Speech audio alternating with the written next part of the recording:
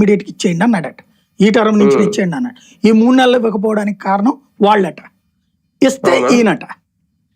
ఆర్థిక శాఖ ఏమనంటే ఆయన ఉద్యోగంలో ఉండనిస్తాడు ముఖ్యమంత్రి ఎక్కడన్నా? వాస్తవంగా 3 నెలలు పెంచకుండా ఏడిపించారు. అది కవర్ చేసుకోవడానికి ఇప్పుడు ఇస్తున్నారు. దాన్ని ఎలా కవర్ చేసుకొచ్చారు? అధికారులు తప్పు అనమాట. ఇక్కడ తప్పు చేస్తే అధికారులు, ఒప్పు చేస్తే బాబు గారు. అక్కడ కూడా అంతే.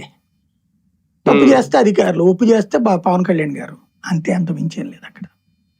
ఫీజు రియంబర్స్మెంట్ ఇచ్చే విషయంలో మాట్లాడలేదు కానీ ఇవన్నీ పెంచే విషయంలో మాత్రం సీరియస్ అవుతున్నారు. ఛార్జీలు కామన్ గా పెంచాలి ఏడాదికోసారి. కేంద్ర ప్రభుత్వం పెంచుతుంది, ఇక్కడ పెంచుతారు. దాన్ని కవర్ చేయడానికి ఫస్ట్ 3 నెలలు పెంచలేదు.